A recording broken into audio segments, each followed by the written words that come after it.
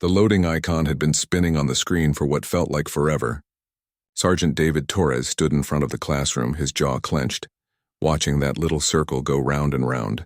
Behind him, 32 young recruits sat in uncomfortable silence, waiting for something to happen. Anything to happen.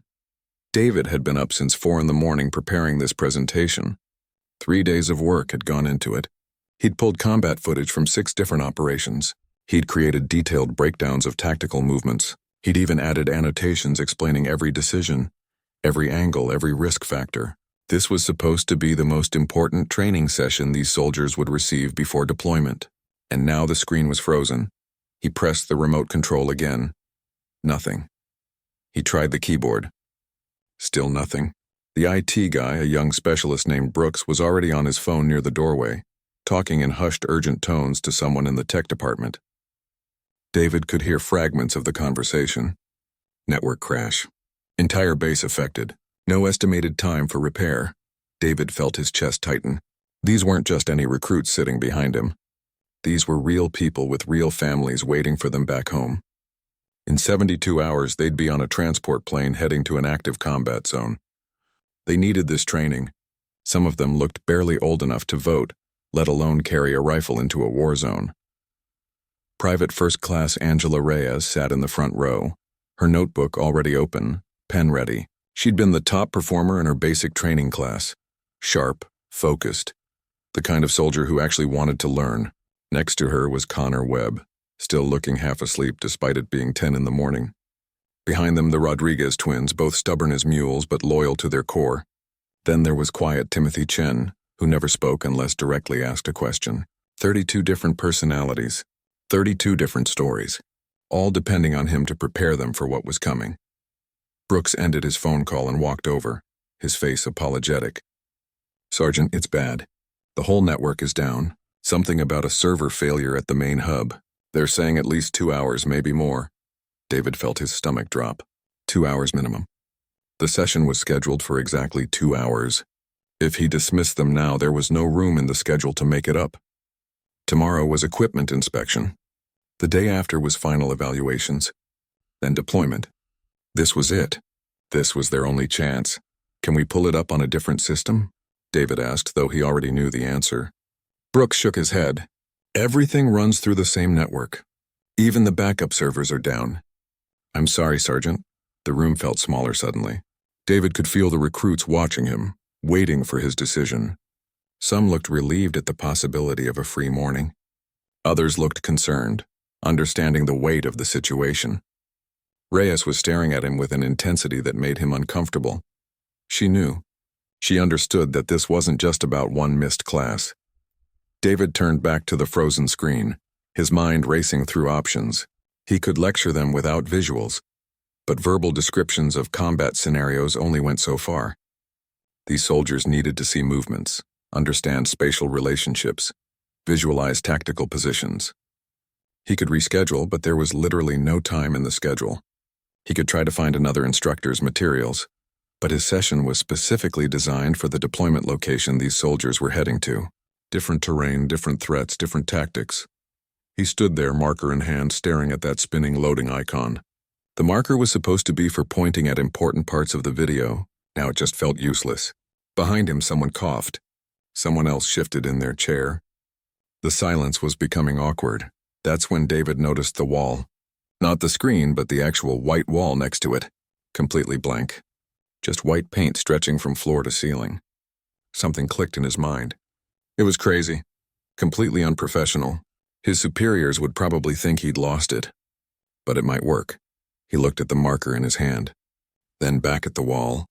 Then at the 32 faces watching him. In combat, you don't always get perfect conditions. You don't always have the tools you planned for. Sometimes you have to improvise, adapt, overcome. That was literally what he was supposed to be teaching them today. Without saying a word, David walked to the blank wall. He uncapped the marker. The small pop sound seemed loud in the quiet room. For a moment, he just stood there, marker tip touching the white surface. Was he really about to do this? Draw tactical diagrams on a wall like some kind of elementary school art class? Then he remembered something his first sergeant had told him years ago, back when he was just a private himself. The best teacher isn't the one with the fanciest equipment. It's the one who cares enough to find a way no matter what. David drew a straight line, then another. A rectangle began to form. A building layout. The marker squeaked against the wall and suddenly he was committed. There was no turning back now. The recruits leaned forward slightly, curiosity replacing their boredom.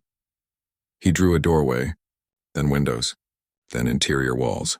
His hand moved faster now, muscle memory taking over. He'd studied these building layouts for days. He'd memorized every measurement, every angle. It was all in his head. He just needed to get it out onto that wall.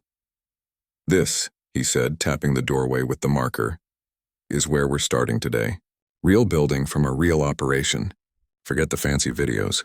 We're doing this old school. Private web sat up straighter." The Rodriguez twins exchanged glances. Even Timothy Chen was watching closely now. David kept drawing, adding details. Room dimensions, wall thickness, cover positions.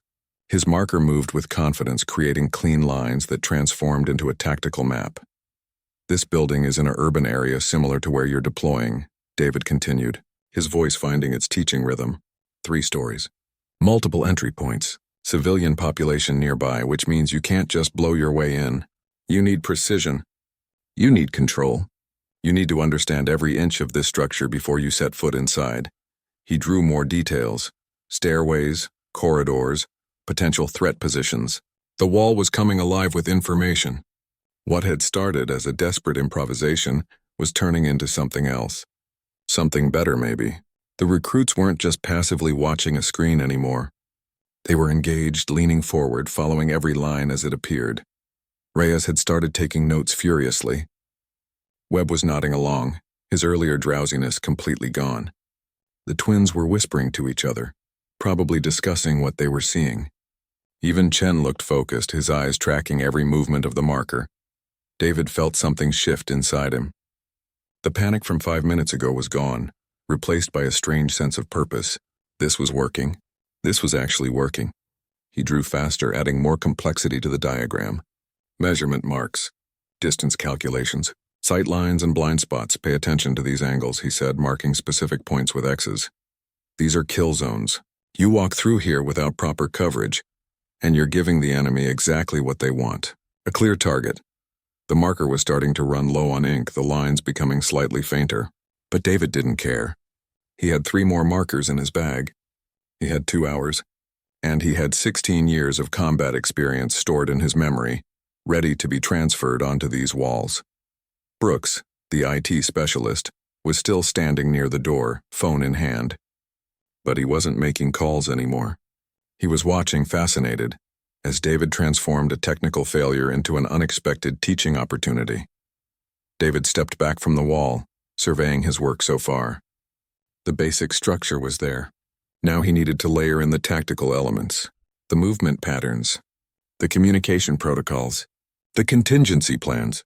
He had so much to teach them, and suddenly, impossibly, he felt like he had enough time to do it. He looked at his students, really looked at them. They weren't bored anymore. They weren't checking their phones or whispering to each other. They were present, focused, ready to learn. And that wall, that blank white wall, had become his new teaching tool. "All right," David said, uncapping a fresh marker. "Let's talk about entry techniques." David's hand moved across the wall with surprising confidence.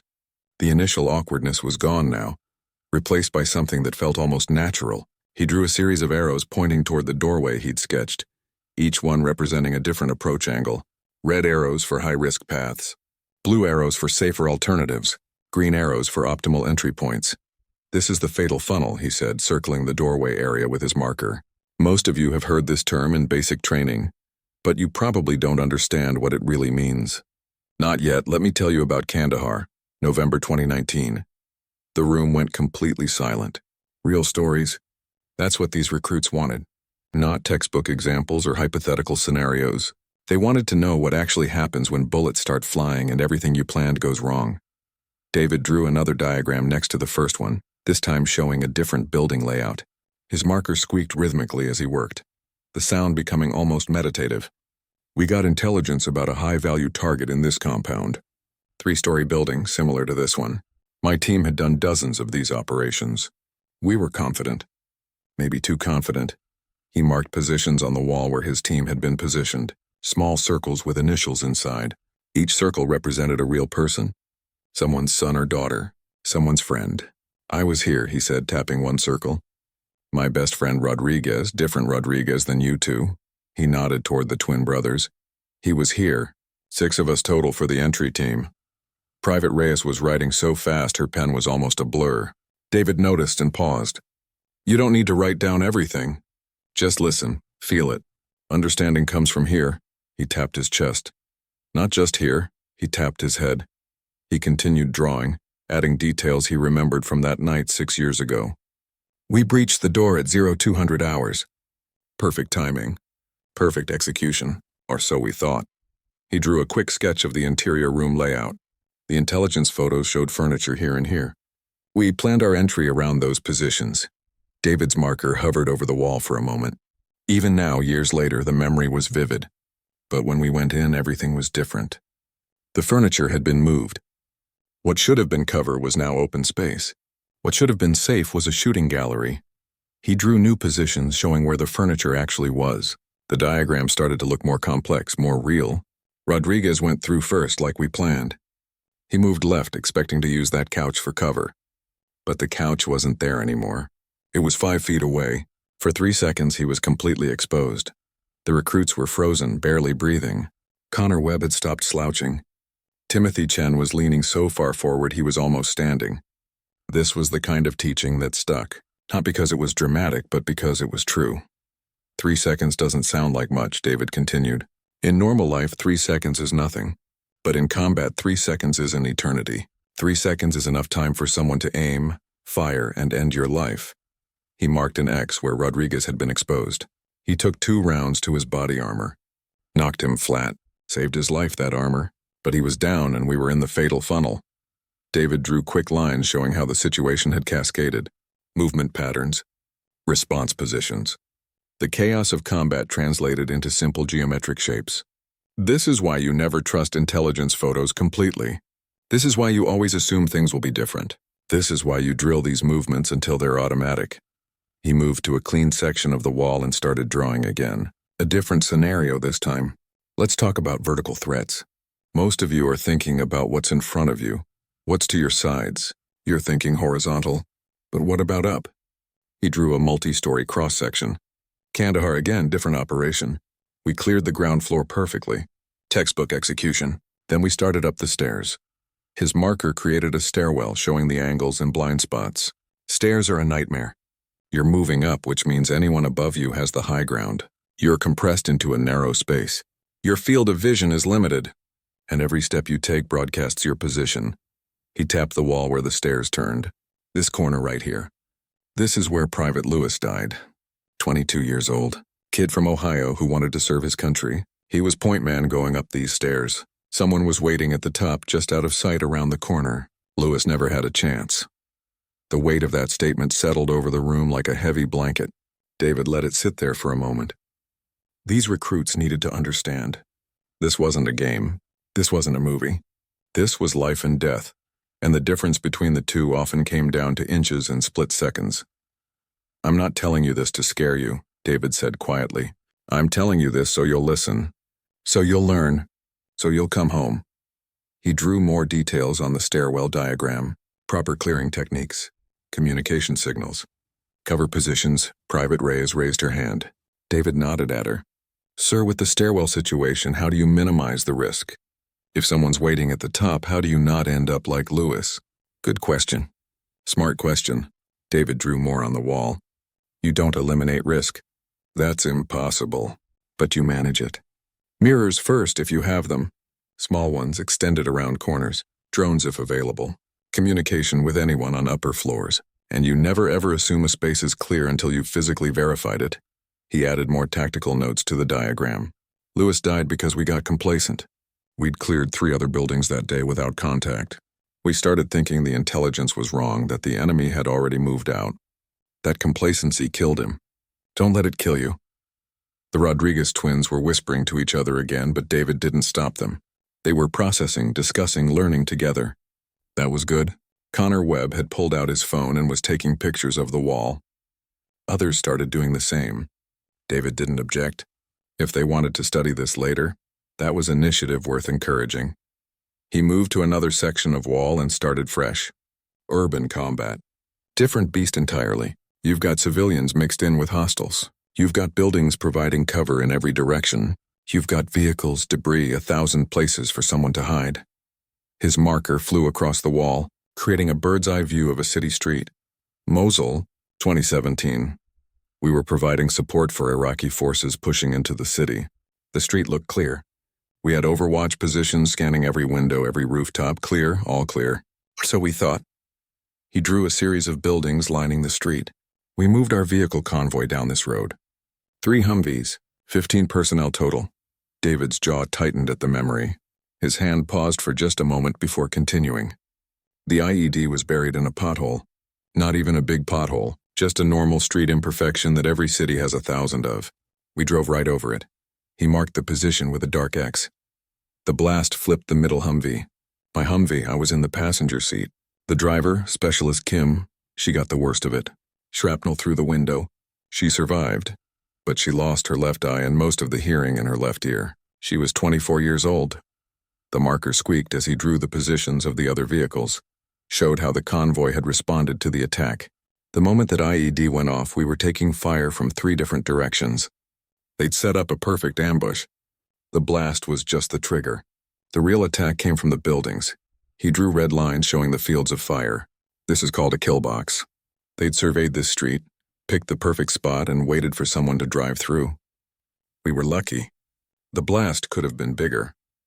The ambush could have been better coordinated. We lost 1 soldier that day, Private First Class Anthony Park, 21 years old, from California. He was in the vehicle behind mine. David stepped back from the wall, looking at the increasingly complex web of diagrams and scenarios. His first marker was completely dead now. He grabbed another from his bag. I know this is heavy. I know some of you are thinking I'm trying to terrify you, but fear isn't the point. Preparation is the point. Understanding is the point. He drew more faster now, the stories flowing out of him. Each diagram told a piece of the larger truth about combat. The unpredictability, the split-second decisions, the way training either saves you or fails you when everything goes wrong.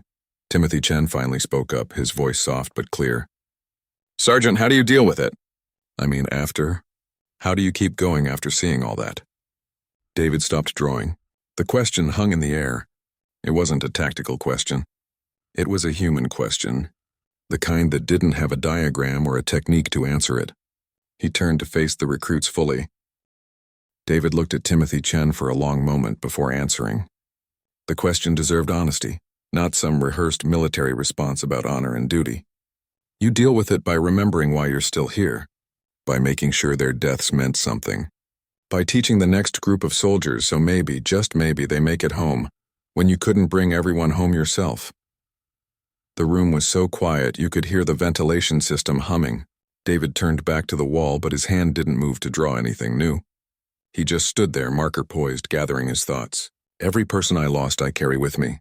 Lewis on those stairs, Park in that ambush, 6 others over the years whose families got a folded flag and a knock on their door. I can't bring them back, but I can make sure you learn from what killed them. He started drawing again, but something had shifted in the room. The recruits weren't just students anymore. They were witnesses to something real, something raw. Private Reyes had stopped taking notes. She was just listening now, absorbing not just the tactics but the humanity behind them. David drew a new scenario, this one showing a rooftop position. Let's talk about Overwatch and why it's both your best friend and your worst enemy. Afghanistan, 2020. We had a sniper team positioned on this building covering a marketplace where we were conducting a patrol. 2 soldiers up there, Jackson and Lou.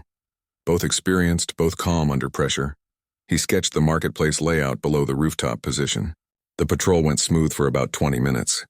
We were doing a hearts and minds operation, talking to locals, handing out supplies. Everything felt safe. That's when the RPG hit the building where Jackson and Lou were positioned. The marker made a sharp sound as he drew the impact point. The building didn't collapse, but it was close. The explosion took out their radio equipment and their primary weapon. They were stuck up there, 5 stories high in a building that might come down any second. Meanwhile, we're in the marketplace with no overwatch and no idea what just happened. Connor Webb interrupted. How did you know they were hit if the radio was out? David nodded, appreciating the tactical thinking. We didn't, not at first. We heard the explosion, saw the smoke, but we didn't know if it was our guys or something else. That's the chaos of combat. Information is never complete. You're always working with fragments, making decisions with partial knowledge. He drew the patrol's response pattern on the wall. We had to make a choice, rush to the building and potentially walk into an ambush, or maintain position and possibly leave our guys to die. Command wasn't answering on the radio either. Too much interference from all the stone buildings, so I made the call. We moved. David's hand was getting tired now, but he kept drawing. Movement patterns, cover positions, the tactical decisions that had to be made in seconds. We reached the building, fought our way up 5 flights of stairs, found Jackson and Lou alive but barely. The building was making these horrible creaking sounds. We had maybe minutes before it came down. He drew the evacuation route they'd taken. Getting down was harder than going up. Lou had a broken leg from the blast. Jackson was half deaf from the explosion. And we were carrying all their equipment because you never leave gear behind if you can help it. Every step we thought the building was going to collapse. The Rodriguez twins were completely focused now, both of them leaning forward like they could somehow help with that rescue through sheer attention. David continued, we made it out with 90 seconds to spare. The building came down right after we cleared the entrance. If we'd been 30 seconds slower, all of us would have been buried under tons of concrete and rebar. He added final details to the diagram, showing the collapsed building. The lesson isn't about being heroic. The lesson is about rapid decision-making under pressure, about trusting your training when your instincts are screaming at you to freeze, about knowing when to follow protocol and when to throw it out the window. Private Reyes raised her hand again. How did you know it was the right decision? To go after them instead of holding position? David smiled slightly. I didn't. Not until it was over and everyone was alive. That's the truth they don't tell you in basic training. Sometimes you make the call and you don't know if it's right until later, sometimes much later. He moved to the third wall now, the second one being almost completely covered. Fresh space, fresh scenarios. Let's change gears. Vehicle operations. You're all going to be in Humvees, trucks, maybe even armored transports. Vehicles provide protection, but they also make you a target. He started sketching a convoy formation. Iraq, 2018. We were running supplies between 2 bases. 4-vehicle convoy. Should have been routine. We'd done the route a dozen times. But routine is when you get complacent. And complacent is when you get killed. He drew the road, the spacing between vehicles, the positions of personnel.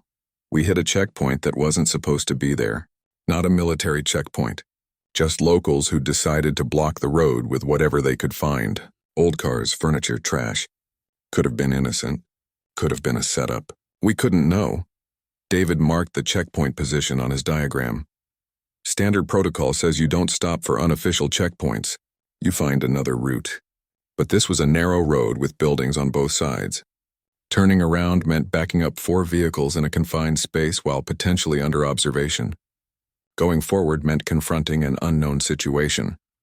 He drew both options on the wall, showing the tactical considerations of each choice. The convoy commander decided we'd go forward but stay in vehicles. Use the loudspeaker to order the road cleared. Smart call. Cautious call. But here's what happened. David's marker moved quickly now, adding new elements to the scenario. While we're stopped trying to communicate, someone in one of the buildings throws a grenade. Not at us. At the crowd of civilians near the checkpoint, chaos. People screaming, running. Some running toward our vehicles for protection. Others running away. And we still don't know if this is an attack on us or something else entirely. Timothy Chen spoke up again, more confident now. What did you do? David drew the response pattern. We did what we were trained to do. Provided immediate medical aid to civilians while maintaining defensive positions. Called for backup. Secured the area. Turned out it was a personal dispute that had nothing to do with us. Wrong place, wrong time. But 2 civilians died and we had to witness it. The room felt heavier with each story. These weren't the clean, simple scenarios from training manuals. These were messy, complicated situations where right and wrong weren't always clear, where following procedure didn't guarantee success, where every decision had weight. Connor Webb asked, "Do you ever regret your decisions? Second-guess them?" David stopped drawing and turned around fully. Every single day. But regret doesn't help. Learning helps. Improving helps. Making sure the next group of soldiers has better information, better training, better chances. That's what helps. He turned back to the wall and started a new diagram. Close quarters combat. Room clearing. This is where most of you will face your biggest challenges. Buildings full of rooms, each one a potential threat.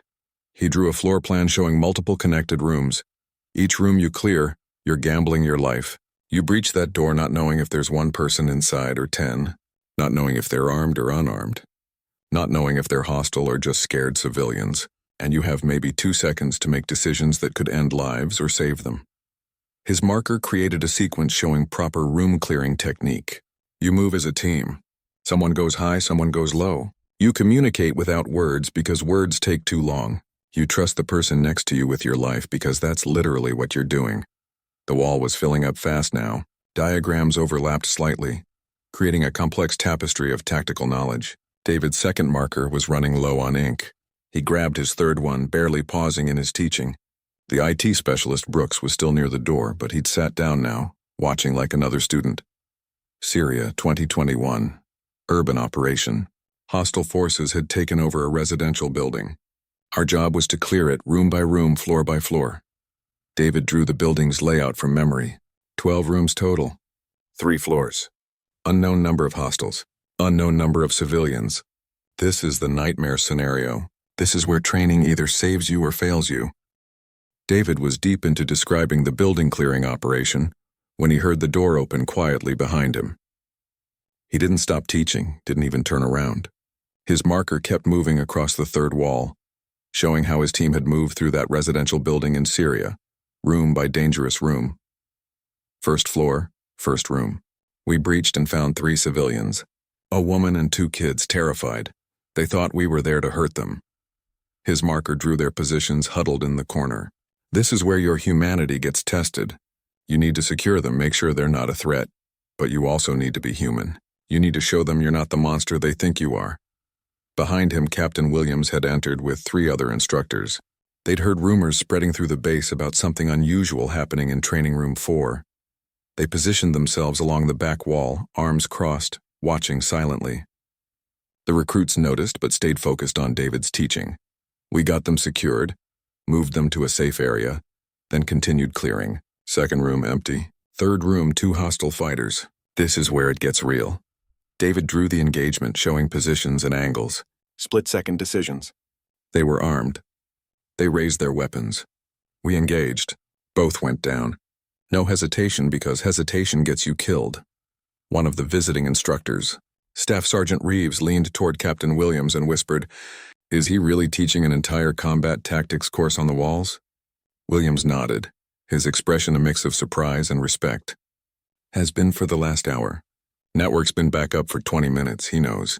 He's choosing to keep going," David continued, unaware or uncaring about his growing audience. Fourth room. This is where it got complicated. We breached and found a young man, maybe 17, maybe 20, hard to tell. He had a rifle, but it was on the ground next to him. His hands were up. He was saying something in Arabic. Our translator wasn't with that team, so we couldn't understand him. The marker paused on the wall. This was the moment that still haunted David years later. Hostile or civilian, armed but surrendering, young enough to be someone's kid, old enough to be a trained fighter. You have 3 seconds to decide. 3 seconds to make a choice that will define whether you're a soldier following rules of engagement or something else entirely. Private Reyes had her pen down now, just listening. The whole room was holding its breath. Even the instructors in the back had stopped whispering. We secured him, treated him as a potential hostile but didn't engage. Got him flex-cuffed, moved him out with the civilians. Later we found out he was forced to guard that building. Local kid who'd been threatened by the fighters. If we'd shot him, it would have been legally justified, but it would have been wrong. David drew more rooms, more scenarios from that operation. His third marker was getting low now, the lines becoming fainter. 5th room, 6th room, 7th room. Each one a new puzzle. Each one requiring instant assessment and decision-making. We cleared that building in 47 minutes. 47 minutes that felt like hours. Found 8 hostiles total, 13 civilians. Everyone on my team made it out. That's the goal. That's always the goal. He stepped back from the wall, surveying his work. 3 walls now completely covered with tactical knowledge, diagrams, scenarios, lessons learned in blood and fear and survival. His uniform was dusty with marker residue. His right hand cramped from the constant drawing. But he wasn't done. Connor Webb raised his hand. "Sergeant, how do you train for that? The split-second decision-making with unclear situations?" David nodded. "Good question. You drill scenarios over and over until the assessment becomes automatic. You study rules of engagement until they're burned into your brain. You practice stress inoculation so your body learns to function when your mind is screaming at you." He moved to the 4th wall, the only blank space left in the room. But here's the truth. No amount of training perfectly prepares you. Training gives you tools. Experience teaches you which tools to use when. And sometimes you just have to trust your instincts and pray you made the right choice. Staff Sergeant Reeves spoke up from the back, surprising everyone. "What about dealing with command during operations? When orders don't match ground reality?" David turned, finally acknowledging the other instructors. He wasn't surprised to see them. Word always spread on a military base. "You're asking about the chain of command versus situational awareness," David said, addressing the room but looking at Reeves. "I've got a story for that too." He turned back to the 4th wall and started drawing. A battlefield layout, multiple units, communication lines. Afghanistan 2019 major operation. Multiple teams coordinating. I was leading one element. My job was to secure a compound on the eastern edge of the target area. He drew the compound, then marked other positions on the battlefield. Command had drone footage showing our compound was empty. Orders were to secure it and move to support the main assault. Clear instructions. Good intelligence. Except the intelligence was wrong. His marker created more details on the wall. We reached the compound and it wasn't empty. It was heavily fortified with at least a dozen fighters, maybe more. But our orders were clear. Command wanted us to secure it and move on. From their position, looking at drone footage from 1,000 feet up, it looked manageable. From our position, on the ground taking fire, it was a potential massacre. The Rodriguez twins exchanged glances. This was the kind of real-world complication that training manuals didn't cover well. David continued, "I made a call. Contacted command, reported the actual situation and requested permission to alter the plan. They approved. We bypassed the compound, marked it for air support and continued with the modified mission. Good ending. But here's the key point." He tapped the wall with his marker. "I didn't just disobey orders. I communicated. I reported reality. I requested authorization. There's a difference between adapting to circumstances and going rogue. One keeps you alive and keeps the mission intact. The other gets people killed and destroys unit cohesion." Captain Williams was taking notes now, and that made David smile internally. Even the instructors were learning something today. He drew another scenario, this time showing urban patrol patterns. Communication is everything. Between team members, between units, between ground forces and command. When communication breaks down, people die. He told them about a patrol in Baghdad where radio failure led to 2 teams nearly engaging each other, thinking the other was hostile. He showed them convoy formations that look good on paper, but fall apart in actual city traffic. He drew medical evacuation routes and explained how every soldier needs to know basic trauma care, because medics can't be everywhere at once. The 4th wall was filling up now. Private Reyes had started taking pictures again, her phone capturing angle after angle of David's wall classroom. Other recruits did the same. The visiting instructors were photographing it too. This impromptu teaching method was becoming something more than just a response to technical failure. It was becoming a master class. Timothy Chen asked another question, his voice stronger now. "What about night operations? How different is it when you can't see clearly?" David's eyes lit up. "Completely different world. Let me show you." He grabbed his 4th marker, the 3rd one finally dead, and started drawing a nighttime scenario. Night vision changes everything. Your depth perception is off. Your peripheral vision is limited. Colors disappear. Everything is shades of green. And if your NVGs fail, you're suddenly blind in a combat zone. He drew various night combat situations, explaining the challenges and adaptations required. As he taught, David realized he'd been going for almost 2 hours straight. His voice was getting hoarse. His hand was seriously cramping now. But looking at those 32 faces, all locked in and engaged, all absorbing information that might save their lives someday. He felt energized. This was why he'd stayed in the military. This was why he kept volunteering to train new recruits. This moment right here, one of the visiting instructors, Lieutenant Hayes, spoke up. "Sergeant Torres, this is remarkable. Have you considered recording these methods for the training program?" David paused, marker in hand. "Sir, with respect, this works because it's happening right now, in this moment. Recording it would make it just another video. The power is in the immediacy, the interaction, the ability to adapt based on questions and reactions." Williams nodded slowly. "He's right. This is experiential learning at its finest. Old school but effective." The room felt different now.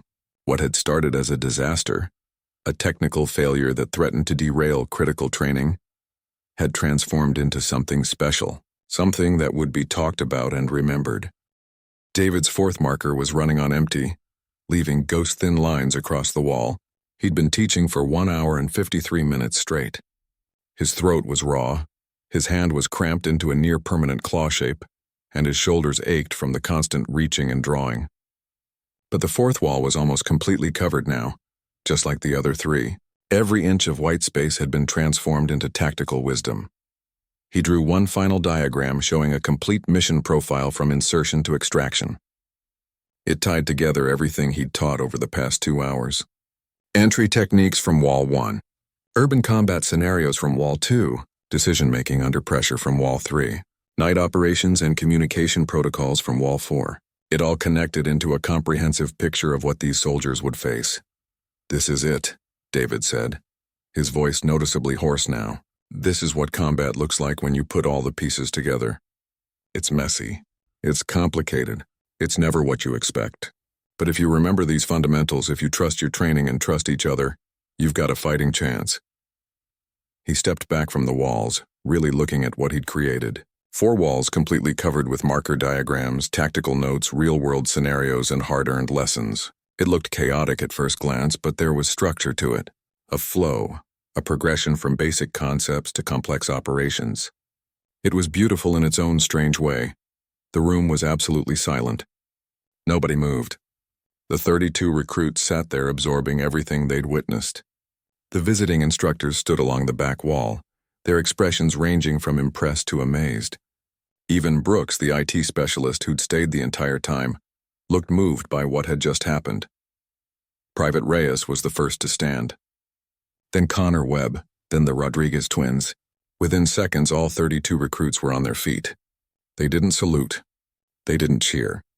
They just stood there in respect, understanding that they'd just experienced something rare and valuable.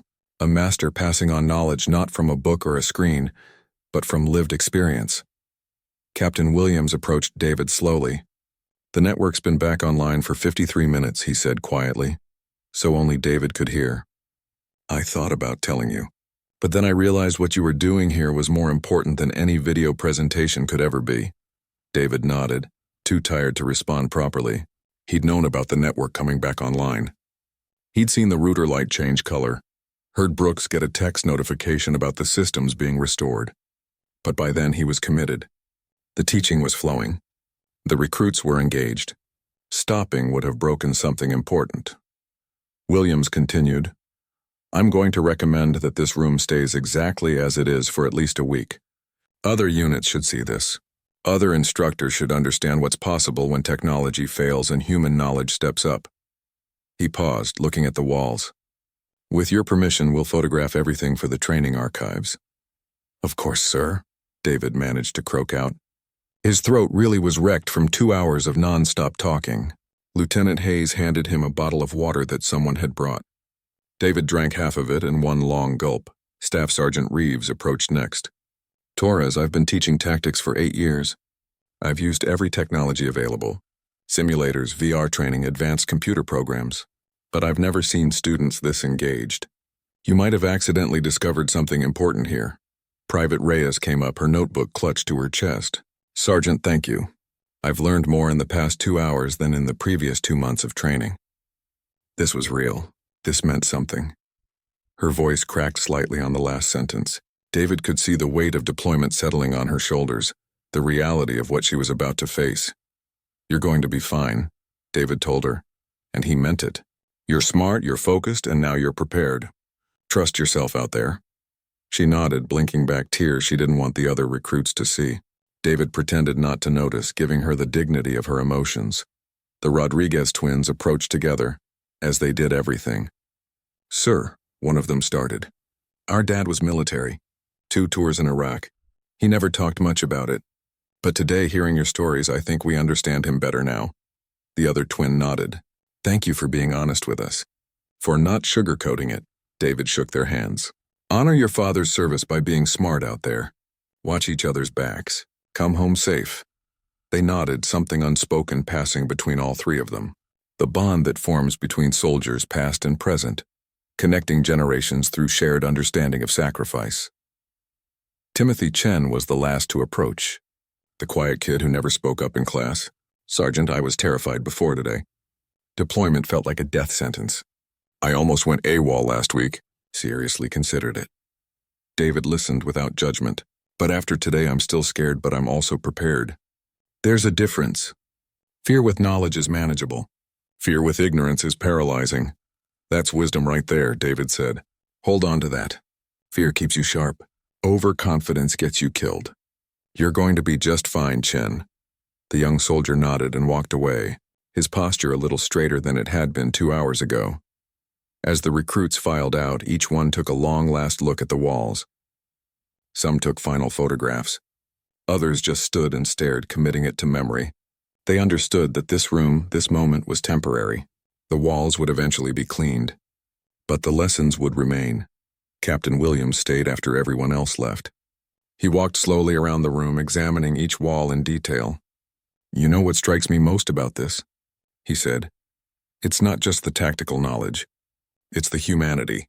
Every scenario has names, real people, real consequences. You didn't teach them tactics. You taught them the cost of tactics, the human element that technology and textbooks always miss." David sat down heavily in one of the student chairs, his body finally acknowledging the exhaustion. "That's what they need to know, sir. The manuals teach them how to fight. Somebody needs to teach them why the how matters, why every decision has weight, why every life, friendly or enemy or civilian, matters." Williams pulled up a chair and sat down facing David. "The command staff is going to hear about this, probably within the hour. Some will love it. Some will think you went off script and created a potential PR problem. But I'm going to fight for this methodology to be incorporated into our official training program." "It won't work if it's forced," David said. "This happened because it had to happen, because the technology failed and I had to adapt. If you make it mandatory, it becomes just another checkbox exercise." He took another long drink of water. "But if instructors know they can teach this way when needed, if we encourage this kind of adaptive teaching, that could work." Williams considered this. "You're right. We can't mandate improvisation. That defeats the purpose, but we can celebrate it when it happens. Use this as an example. Encourage instructors to trust their knowledge and experience rather than depending entirely on technology." Over the next week, Training Room 4 became a pilgrimage site of sorts. Other units requested permission to view it. Instructors brought their classes through to see what adaptive teaching looked like. Photographers documented every wall from multiple angles. Someone even created a 3D scan of the room to preserve it digitally, but the real impact came later. 3 months after deployment, David received an email. The subject line was simple. "We made it." It was from Private Reyes. The message was longer. "Sergeant Torres, I'm writing this from a forward operating base. I can't tell you exactly where for security reasons, but I can tell you your walls saved lives. Last week we were clearing a building in an urban area. The scenario was almost exactly like the Syria operation you described. Multiple rooms, mixed hostiles and civilians, split-second decisions. I remembered your diagrams. I remembered your stories. I remembered the humanity in your teaching. We cleared that building. Everyone made it out. The civilians are safe. My team is safe. I'm safe. Your walls work in real life, not just in training rooms. Thank you doesn't cover what you did for us, but thank you." David printed that email. Then he printed the next one that came 2 weeks later. From Connor Webb, talking about using the convoy tactics in an ambush situation. Then one from Timothy Chen about night operations. Then one from the Rodriguez twins about saving each other's lives using the Overwatch techniques. The emails kept coming, each one a small miracle. Each one proof that the knowledge had transferred successfully from walls to reality. He created a wall in his office. Not with tactical diagrams this time, but with these emails. Evidence that teaching matters. That preparation saves lives. That sometimes the best technology is just a marker, a blank wall, and a teacher who cares enough to share everything they know. 4 months after the wall incident, the base commander called David into his office. David expected either commendation or reprimand. Maybe both. Instead, the commander showed him a proposal. A new training initiative called Adaptive Teaching Methods. It encouraged instructors to use whatever tools worked best in the moment, whether high-tech or low-tech, as long as the teaching was effective. Your wall started a conversation, the commander said, about how we,